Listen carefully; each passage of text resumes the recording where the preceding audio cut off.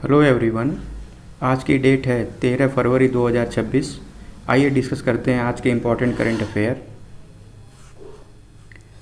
सबसे पहली न्यूज़ है, फरवरी यानी 13 फरवरी को कौन सा दिवस मनाया जाता है? तो 13 फरवरी को विश्व रेडियो दिवस मनाया जाता है। अगर हम विश्व रेडियो दिवस की बात करें तो प्रतिवर्ष 13 फरवरी को यह मनाया जाता है और यह दिन वर्ष 1946 में संयुक्त राष्ट्र रेडियो की स्थापना की स्मृति में समर्पित है।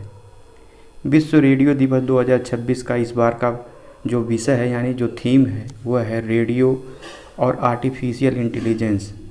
आर्टिफिशियल इंटेलिजेंस एक उपकरण है, आवाज़ नहीं, यानी यह विश्व रेडियो दिवस 2026 की थीम है जो एआई से रिलेटेड है।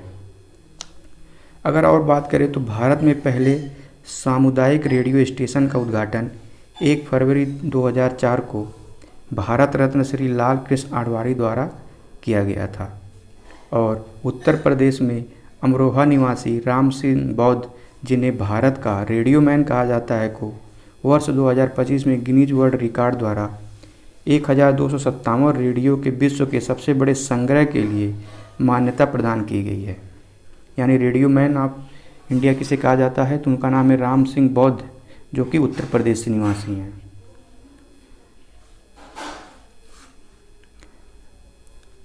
अगली न्यूज़, 12 फरवरी को कौन सा दिवस मनाया जाता है? तो 12 फरवरी को राष्ट्रीय उत्पादकता दिवस मनाया जाता है। अगर हम फरवरी में इम्पॉर्टेंट डेट्स की बात करें तो 1 फरवरी को भारतीय तटरक्षक दिवस, 2 फरवरी को विश्व आर्द्र भूमि दिवस, 4 फरवरी को विश्व कैंसर दिवस और अंतर्राष्ट्रीय मानव बंधुत्व दिवस, 7 फरवरी को राष्ट्रीय अंधत्व एवं HIV एड्स जागरूकता दिवस, 9 फरवरी अंतर्राष्ट्रीय मिर्गी दिवस। और यह ध्यान देना कि ये जो मिर्गी दिवस है यह फरवरी के सेकंड जो मंडे होता है उस दिन को मनाया जाता है और 10 फरवरी को विश्व दलहन दिवस मनाया जाता है।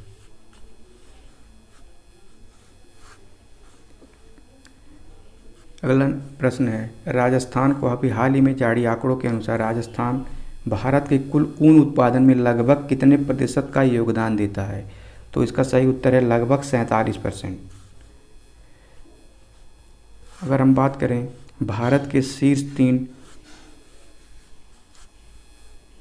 ऊन उत्पादक राज्यों की तो सबसे पहले है राजस्थान, उसके बाद है जम्मू कश्मीर, फिर आता है गुजरात। यानी ये ऊन उत्पादन में भारत के शीर्ष 3 राज्य हैं।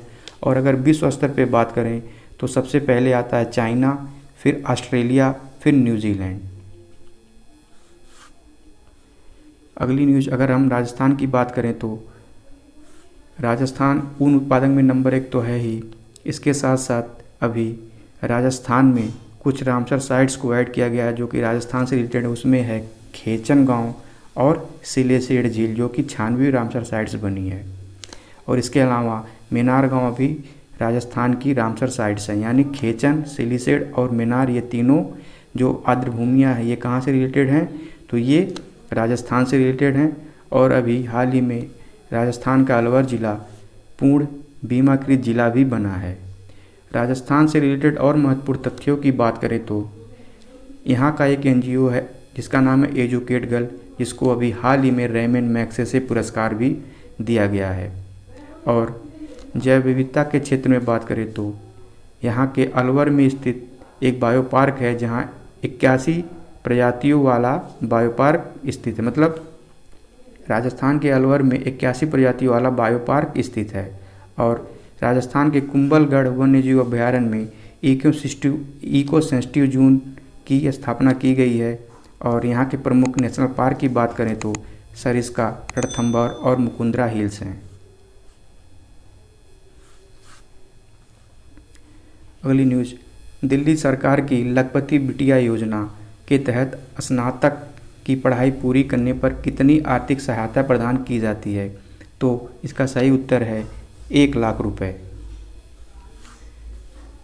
लखपति बिटिया योजना, पहले आप यहाँ ध्यान देना कहाँ से रिलेटेड है, तो यह दिल्ली सरकार की योजना है जिसका उद्देश्य की बात करें तो यह बालिका शिक्षा प्रोत्साहन करेगा और इसके तहत चरणबद्ध तरीके से 1 लाख रुपए की सहायता दी जाएगी और जो 1 लाख में 56,000 रुपये है वो स्कूल के दौरान ही बालिकाओं को दिया जाएगा।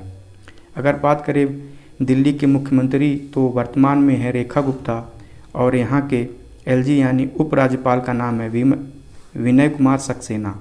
अगर दिल्ली से रिलेटेड और फैक्ट की बात करें तो दिल्ली एनसीआर जो आर्टिकल 239 ए के तहत 69 संविधान संशोधन के तहत स्थापित किया गया था और उसमें अगर जिलों की बात करें तो वर्तमान में उत्तर प्रदेश के 8, राजस्थान के 2 और हरियाणा के 14 जिले शामिल हैं, जिनसे मिलकर दिल्ली एनसीआर बना है।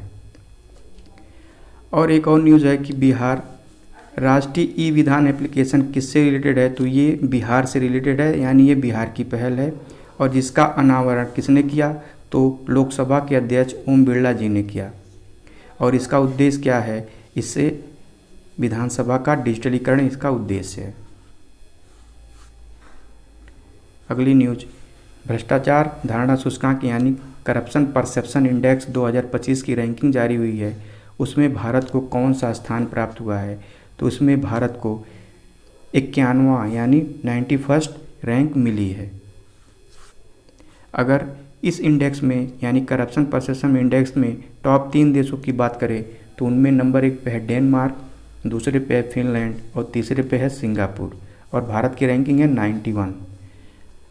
अगर बात करें CPI यानी करप्शन परसेप्शन इंडेक्स कौन जारी करता है, तो ये ट्रांसपेरेंसी इंटरनेशनल द्वारा जारी किया जाता है।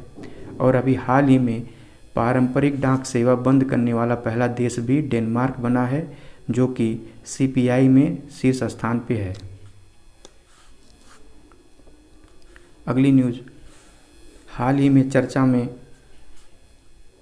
रही बड़ी स्क्वाड्रन यानी एक वायुसेना अभ्यास है जिसका नाम है बड़ी स्क्वाड्रन, वह किन किन देशों के बीच आयोजित किया गया, तो यह अमेरिका और दक्षिण कोरिया के बीच आयोजित किया गया जिसका नाम है बड़ी स्क्वाड्रन।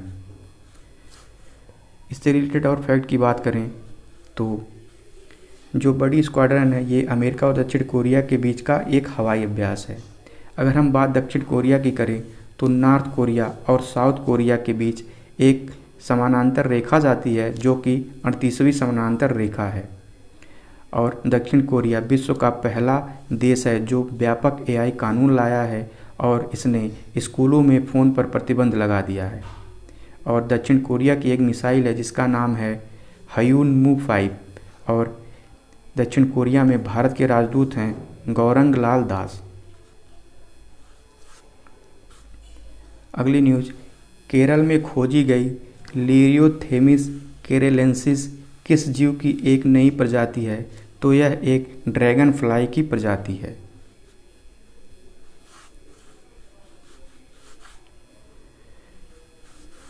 अगर हम बात करें अभी हाल ही में गिनीज वर्ल्ड रिकॉर्ड यानी विश्व का सबसे लंबा अजगर जिसको गिनीज वर्ल्ड रिकॉर्ड में जगह दी गई है, तो वो है इंडोनेशिया में, जो वह इंडोनेशिया में मिला है जिसकी लंबाई 7.22 मीटर है। अगर हम बात करें इंडोनेशिया की तो यह विश्व का सबसे बड़ा द्वीप समूह है, यानी यहाँ पे लगभग 13,000 द्वीप हैं और यह विश्व का सबसे बड़ा द्वीप समूह है, ना कि द्वीप। और यहाँ इंडोनेशिया में विश्व में सबसे अधिक मुस्लिम आबादी रहती है और इंडोनेशिया शीर्ष नारियल उत्पादक देश है। अगर हम बात करें शीर्ष नारियल उत्पादक में भारत की रैंकिंग क्या है, तो भारत की रैंकिंग है 3rd और 2nd पे आता है फिलिस्तीन। यानी नारियल उत्पादन में शीर्ष 3 देश, पहले पे है इंडोनेशिया, सेकंड पे है फिलिस्तीन नहीं वो फिलीपींस, सॉरी, सेकंड पे फिलीपींस और 3rd पे है अपना इंडिया। अगर बात करें केरल की तो अभी हाल ही में एक सूक्ष्म जीव केरल में मिला है जिसका नाम है बैसिलस सब्टिलिस और यह पौधे और जड़ों में मिलता है और ये अनेक रोगजन को जितने भी पैथोजेंस आते हैं उनसे पौधों की रक्षा करता है और ये मनुष्यों के लिए हानिकारक भी नहीं होता है। यानी यह एक अच्छा बैक्टीरिया है जो कहाँ अभी इसकी एक प्रजाति खोजी गई है, तो वह केरल में खोजी गई है। और केरल पहला पूर्ण डिजिटल साक्षर राज्य भी बना है और इसने वन्यजीव अधिनियम 1972 में संशोधन करने वाला यह पहला राज्य भी बना है। अगर केरल के त्यौहार की बात करें तो वह है ओणम और त्रिशूर पुरम, और यहाँ एक फोक डांस मतलब डांस फॉर्म है जिसका नाम है थेयम। और केरल के प्रमुख राष्ट्रीय उद्यान की बात करें तो साइलेंट वैली, एराविकुलम, पेरियार, अनाईमुडी, शोला यहाँ के प्रमुख राष्ट्रीय उद्यान हैं। अगली न्यूज़, विश्वभूषण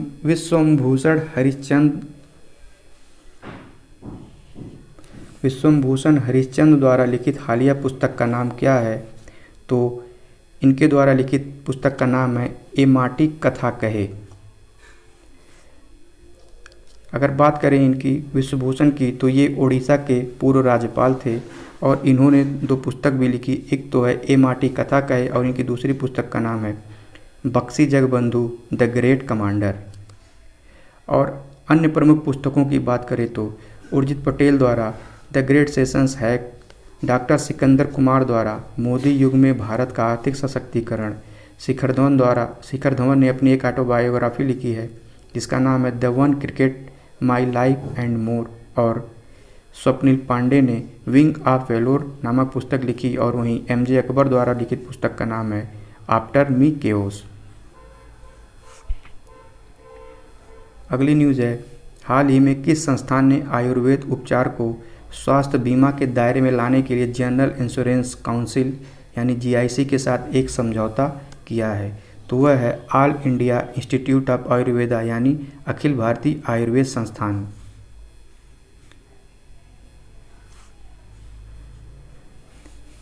भारतीय आयुर्वेद संस्थान यानी all India institute of Ayurveda और जनरल इंश्योरेंस काउंसिल के बीच एक समझौता हुआ है जिससे मरीजों को 32 बीमा कंपनियों में कैशलेस उपचार की सुविधा मिल सकेगी। अगली न्यूज़ जो कि बहुत इंपॉर्टेंट है, हाल ही में भारतीय पुरुष और महिला टीमों ने किस शहर में आयोजित एशियाई लैक्रोस खेल में स्वर्ण पदक जीते हैं? तो यह खेल का आयोजन हुआ था सऊदी अरबिया के रियाद में।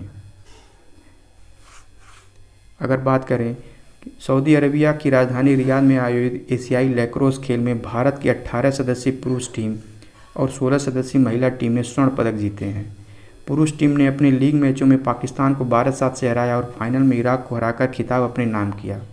और वहीं अगर बात करें लैक्रोस खेल की तो यह खेल 1904 और 1908 के ओलंपिक का हिस्सा था, उसके बाद ये बंद कर दिया गया था। और अब जो कि 2028 का ओलंपिक जो कि यूएस के लॉस एंजल्स में होना है उसमें इस खेल को शामिल किया गया, यानी लॉस एंजल्स ओलंपिक से यह खेल फिर से वापसी कर रहा है। अगर बात करें निमहांस 2 की तो पहले आप जानिए निमहांस का पूरा नाम। तो निमहांस का पूरा नाम है राष्ट्रीय मानसिक स्वास्थ्य एवं तंत्रिका विज्ञान संस्थान, जो कि बेंगलोर में स्थित है। और उसी के तर्ज पर एक निमहांस 2 के गठन करने की बात केंद्रीय बजट 2026-27 में की गई है, जो कि उत्तर भारत में कहीं स्थित होगा। अभी स्पेसिफिक लोकेशन नहीं बताई गई है। तो एक चीज़ आप ध्यान देना कि निमहांस जो है वो मानसिक स्वास्थ्य से संबंधित एक संस्थान है जो कहाँ स्थित है, वो बेंगलोर में स्थित है। और एक निमहांस 2 गठन करने की बात करी जा रही है बनाने की, तो वो उत्तर भारत में किसी जगह बनाया जाएगा। दोस्तों ये थे आज के इम्पोर्टेंट करंट अफेयर। अब आपके लिए एक प्रश्न कि वर्तमान में भारत में कितनी रामसर साइट्स हैं, तो इसका आंसर आपको कमेंट बॉक्स में बताना है। आई होप आपको वीडियो अच्छा लगा हो। अगर आपको इसकी पीडीएफ चाहिए तो मैं इसका लिंक डिस्क्रिप्शन बॉक्स में और कमेंट के पहले कमेंट में दे दूंगा, जहां से आप इसको ले सकते हैं। यानी मैं टेलीग्राम लिंक वहां पे बता दूंगा जहां से इसकी पीडीएफ मिल जाएगी। Thank you very much for discussion.